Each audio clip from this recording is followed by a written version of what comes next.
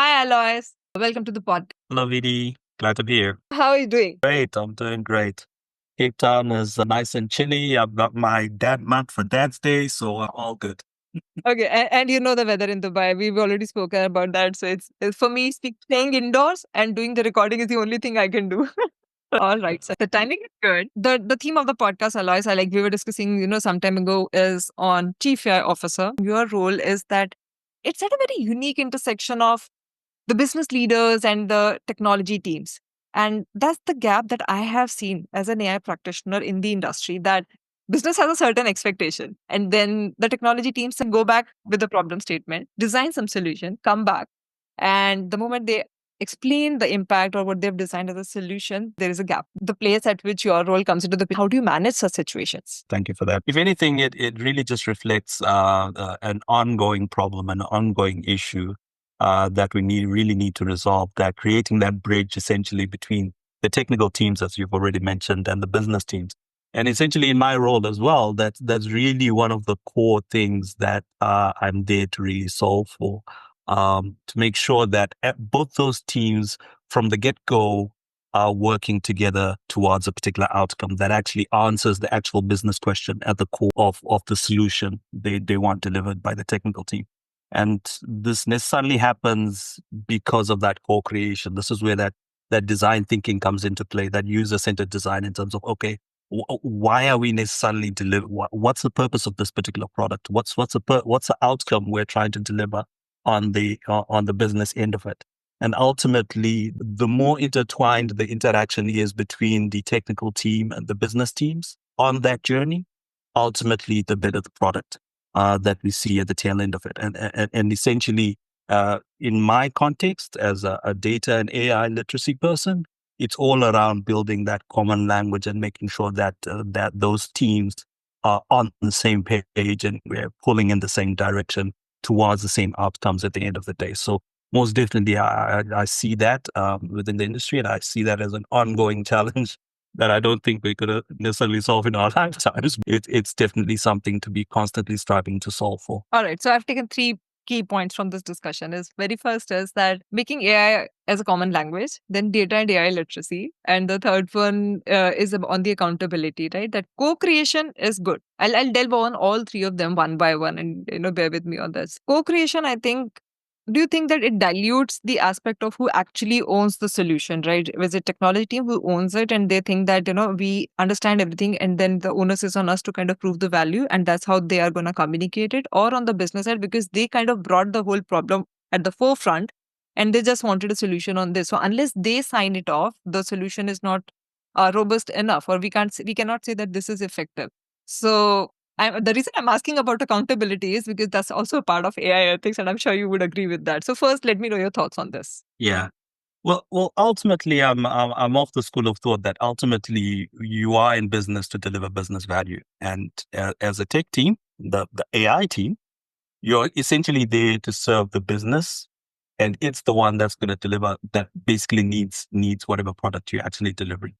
And ultimately, they now need to be in with where that co-creation piece comes in, is then that advisory element that speaks to, okay, what are some of the issues around the accountabilities, the hot button issues that need to be delineated between, okay, this is what the tech team owns and what the business team owns.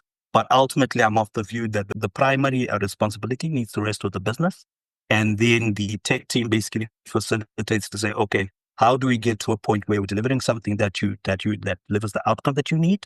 And then, of course, you are accountable ultimately once we transfer it into your hands. You're accountable ultimately for it, and we are supporting you in that particular role. So there is that duality there in terms of the tech team supporting the development, but once it's actually handed over, the business team takes the lead, supported by the tech team. But ultimate responsibility rests with the business team. That's my view in any case. The duality aspect that you mentioned, that clicks on multiple fronts. The very first is that the AI executives, they are very technical. They are, supremely aware of the nuances of AI, the complexities, and then the risk and the limitations of it. So much so that becomes a narrow focus, right? That's the narrow focus, that this is the problem I really need to solve, and then I become too technical in the process that taking a step back and looking at the bigger problem that we were trying to solve, they kind of deviate from that. quite often. I wouldn't say most of the times. And then from the business side, they understand the business acumen and the strategy. What I see is that the AI executives, they need to understand the business strategic vision and roadmap a little more. And the business people, they really need to understand and come a little forward to the AI teams in terms of being able to understand their language a bit more so that you have that coherence and the word that you were using as well. It's more like a synergies that come across during this co-creation. So in that context, in that regard, do you think that that bridge that we are talking about or the orchestrator, the role or the persona of an orchestrator who drives both the teams, is that a place that a chief AI officer fulfills? Because what I see is that that person knows well enough AI and good enough strategy can tie both the teams together. How do you see that panning out? Ultimately, I do see that as part of the chief AI officer's role, yes. But in the scope of everything else that's on their plate, perhaps not singularly, so perhaps deputized with somebody else who's supporting the delivery of that particular aspect. So the chief AI officer, yes, is ingrained in the technical aspects and the risk management aspects, advisor in a sense to the business. But of course, that advisory has a significant education piece, because I think ultimately one of the biggest problems we have at the moment is that lack of understanding within the business. What is AI? What are we talking about when we talk about AI? And also remembering that there's always a context as you move across industries or functions. There's always a context to that AI that you need to translate to connect to all of those different elements. So ultimately, you can't necessarily run away from that. At the very high level, as the AI officer, yes, you guide the discussion, but there's a next level down, the double click, as it were, to the education piece. What does this actually look like for your own particular business? And you can't necessarily run away from that. You can guide it, perhaps, as I was saying, perhaps you deputize somebody to take on that role, or even have a separate function itself. I'm in the data and AI literacy program space. So setting up that kind of a organization within the firm would be a good starting point in my view. Somebody who can actually help with that ongoing education piece. AI literacy is the second point actually in the initial part of discussion that I wanted to discuss with you is people are still, I would say, getting warmed up with the idea of data literacy itself. Then AI literacy, when I talk to people, they think that, oh, really? Like, why do I need to understand AI literacy? And every team, finance team, HR team, and all those support functions in the business as well. Now they started to learn the language of data.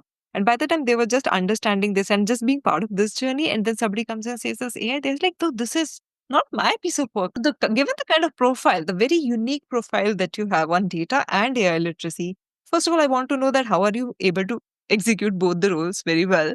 And what do you see as the perception of the people being on board with you on those programs? Right. So first and foremost, I'd encourage, and my approach ultimately is to first of all define the two elements and where the intersection of the two elements necessarily is.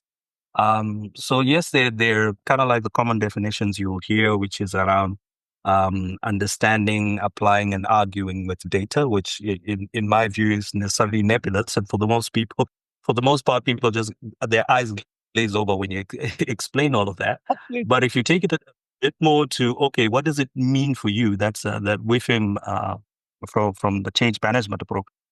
For me, it's really more around, do I understand the data? Can I transform it? If I understand it, can I transform it towards answering a certain business question? Do I even understand what business question I want to answer and what analytical approach I want to use? And then as I get the insights, can I apply them to the problem and evaluate my output and say, okay, this is what we actually achieved with this. And I can even communicate it on the back end of that. So there's always an element of understanding of the analysis, the application to a particular business problem, and the communication aspect. Similarly, from an AI point of view, the first was data literacy I was talking about. But from an AI point of view, it's also, do you actually understand the AI and what it can and it cannot do? Do you understand how to apply it? Where can you apply it? What are its limitations? As you apply it, can you understand its output, what it's telling you, and how you can now apply it to the particular business problem you necessarily have? And then the back end of it, again, how do you now communicate those outputs? So there's always, again, my favorite word in this webinar, that duality there in terms of both data and AI.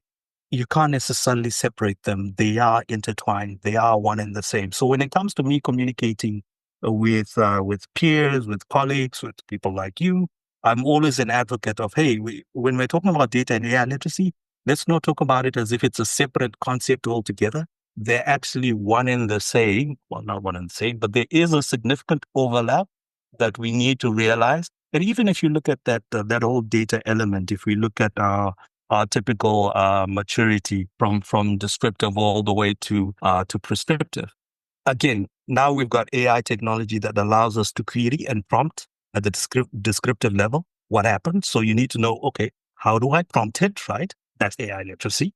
If there's diagnostic, okay, what happened? Again, formulating the question to understand what happened is also AI literacy, and understanding the outputs on the back end is AI literacy, and so forth and so on, all the way to prescriptive. So the two are intertwined, and I wouldn't necessarily separate those. And that's how I'd necessarily communicate that. You did have a second question, sorry, might have missed it. So the prompting part that you mentioned, prompt engineering itself became hype, right? Your ability to articulate what you expect the technology to do for you is the driving factor of how successful your response is going to look like, right? And I recently concluded a workshop on prompt engineering, and as you know, it was part of upskilling and reskilling program of the organizations. And that's where I think is the root cause of all things, that we don't really know what we want. Like the thing that you're saying, the starting point itself is not what we are clear upon. And for most part of the business discussions, this is very fuzzy. You're using technology not just as an enabler, being technology first. Hey, this is the new thing coming in the industry. Can you do something for us using this generative AI or any other tool that you're seeing?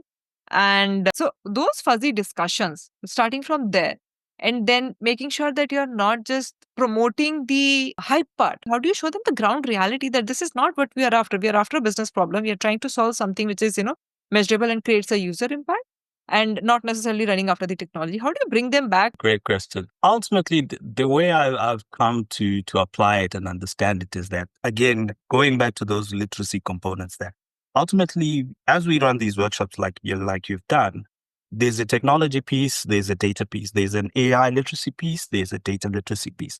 But there's also crucially a business literacy piece to that. And that business literacy now necessarily speaks to answering that very question you posed there, or the problem you pose, which is some people actually don't understand what they want to achieve. They don't understand the problem they're trying to solve. So necessarily when it comes to this whole upskilling effort, as a key piece of it, right, would be to actually start with that. Yeah. What is ultimately business exists for a purpose. There's a why behind it. Do you understand what that why is? And do you understand how that trickles down to you and your role and your function? And based on that, in terms of the business questions you're trying to formulate or articulate, are you connected to that purpose? And then, of course, comes the, okay, how now does AI solve for this and whatnot? So there's in essence a sequence to how you need to think through this, as opposed to starting with the technology piece, start with the problem piece. How do you understand the problem? Understand the business, and then come back around. That also reminds me of one of the wonderful quotes from the head of data science of Duolingo. They help with this language based learning. The moment they realized the power of generative AI applications and how it has seamlessly made conversing with the human language like never before, they didn't start with the technology. They were saying, hey guys, what all problems that were there before that we could not solve because this was the limitation of the technology. Now that we have it, bring it back, get your inventory stock out there and we'll just quickly start solving, which looks like you're starting from the business thing. You were constrained and now you have that power in your hands. What do you think then should be the core responsibility of a chief AI officer? What do you think that person should be wholly solely responsible doing and executing for the organization, and to what extent that role can expect the support? And who all are the champions or supporting folks around this role that can make successful AI programs? Yeah, I think ultimately the primary role of the chief AI officer should be the primary advocate, the primary sponsor. You are in rooms evangelizing the message about AI, but also not only the capabilities, but essentially the limitations. That expectation setting ultimately. Yeah. That needs to happen across the organization, because I can't tell you the number of times you've had conversations where people have these, let's just say, wild expectations of what it can achieve, not realizing that, hey, AI is just one piece of a jigsaw puzzle. So ultimately, around the AI, there's the infrastructure, there's the skills, there's the personnel. And as a chief AI officer, aside from being a technical person, it's also sensitizing the business, especially around those additional elements. Outside of the core technology itself, What do we need around that? The infrastructure, as I was talking about, the skills, the personnels, the change that needs to happen in terms of organizational redesign, if any, around that. And it's really your role to guide the business as well, because essentially you're not going to do this alone. Of course, you're going to be sitting around the table. You're going to be guiding the business in terms of how this change needs to happen. So by extension, if I'm talking about skills, it's necessarily, of course, your tech team, your CIOs sitting around the table, your HR team, your talent team sitting around the table, and all the other parties sitting around the table with those various responsibilities that need to be sitting around that table. Making sure, of course, that as you do that, there's still that education piece for those sitting around the table. Because that's one thing I wanted to point out from when we were talking. And I was saying, hey, one of the things that I've come across as a particular problem is getting people on the same wavelength. It's where the chief AI officer comes in, on the same wavelength in terms of those four pieces.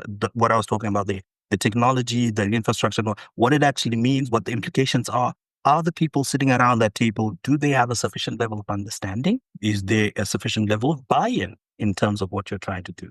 And as an AI officer, that is one of your key responsibilities as I see it. I so totally resonate with that because one of the executives of the company that I was talking to, and I was on board in their AI vision, and they were telling me, can you make AI as a language in the company that we speak? Let people understand the language of AI. The reason is that what they essentially meant under the hood is that you increase the AI awareness quotient, is how I call it. Like everybody's aware of. I also talk about not knowing just the possibilities of it, not getting carried away with the fancy aspect of what people talk about AI, but also the limitations. One single oversight when you do and the kind of repercussions you face towards the downstream of it, it's a big cost to pay. And this is just a monetary cost. See, you are losing the trust of the customer. The moment you falter, the moment you go wrong in your AI journey, your brand and reputation is at stake. And it's never the same again. I was actually going to add to what you're talking about there, and I think I even saw it in one of your previous post mentions to a degree, the impact of the EU AI Act. Yes, yes. And how, because it just like with the GDPR was there around then for its own introduction, right? It brings these types of issues to the fore, not only about the businesses, but to the consumers as well. And ultimately, if you look at the provisions within there, when it's talking about AI literacy for all, essentially within an organization, you can imagine a situation where consumers across the board, irrespective, have got a certain level of understanding and awareness that you need to be mindful of. So you can't necessarily take the approach of, we will consider ethics later, we will consider trust later, because the market and your consumers, be it business or otherwise, are going to be way ahead of by that time. Yeah. And this is one of the best things that I say would have happened with the onset of generative AI is that it has made the power of AI come into the hands of the normal people. So when that happens, the awareness increases because very soon you realize that the wow factor, that I am getting amazed that there is a certain technology like this. The moment your wow factor goes, you realize, yeah, I need to be really watchful of what I'm handling, right? There's this, the thing that I have in my hand that I'm dealing with is not something I can afford to carelessly use. So I would say that with generative AI, people are now a little more aware. So it's like the power is in the hands of the users. They are like asking the right questions. Hey, where is my data being used? What are you doing with that? How long are you storing it? Where exactly it is getting exchanged, right? And then if I'm not happy with it, I'm gonna withdraw the consent. Do you see that change in the of the users in general? Most definitely, which is exactly why I was mentioning it as well. Because you see it most often than not, but then again, it's the algorithm perhaps surfacing this messaging on LinkedIn in terms of some of the conversations, the prevalence of mentioning, yeah, that privacy piece, that ethics piece, and the implications piece. My feed more and more, I'm seeing those conversations coming up, and even some of the up and coming LinkedIn personas as well, in terms of some of the caveats they put in their content, where they're explicitly saying, for example, this content is actually AI generated, right? So it's one of those things where you realize it's like a light bulb going off that, okay, previously they would have not have mentioned, but now you see more and more, and it's kind of like anecdotal evidence, as it were, that, hey, this is coming to the fore, and it's everywhere. Never mind that you're also seeing it in, I think it's research. Is that what I saw? Yeah. Mention of AI use in research papers, how there's an uptick in terms of research papers and people using it. And of course, as that happens, it also comes to the fore within the academic community, within the education space, where more and more of these conversations are happening to say, okay, how do we solve for this? What are the issues? What do we need to do? So it's happening. Even is it K-12 education? I'm trying to remember the education system in the US now, where I'm seeing a lot more of that push in terms of putting in AI literacy at that level Yeah. in high school. So if you can imagine, it's already happening at the high school level. Yeah. Then what's the downstream impact of all of And I so totally believe that any change that you want to bring in, it ought to happen at the grassroots level, and then the impact starts to appear a little more materialistically towards the downstream. And the exchange of discussion that we are having on this podcast is as well a part of creating the awareness, not just about the role, but on the AI industry and all the kind of evolution that has happened over the last few. It's been a good conversation, Alois, and thank you so much for coming on this podcast. Any parting notes you want to give to the audience? Well, if anything, I would say be the human using AI. If anything, yes, I understand this technology has been around for a while. I understand some of us as practitioners, as young as we are in the space, there's a lot of, hey, we've seen all of this before, but we really need to be mindful of the onset of a bigger population coming online, getting switched on to the technology and now realizing its potential and the role that we have to play as well in terms of, as far as we can, humbly facilitating that, right? And making sure that it's developing in the right way, responsibly, going forward. So yeah, that's one thing that I know that I'm excited about in Yeah. terms of shape journey going forward for my colleagues that I work with, but even the broader community itself. It's exciting times for sure. Yeah, that's a powerful message. Thanks a lot, Alois.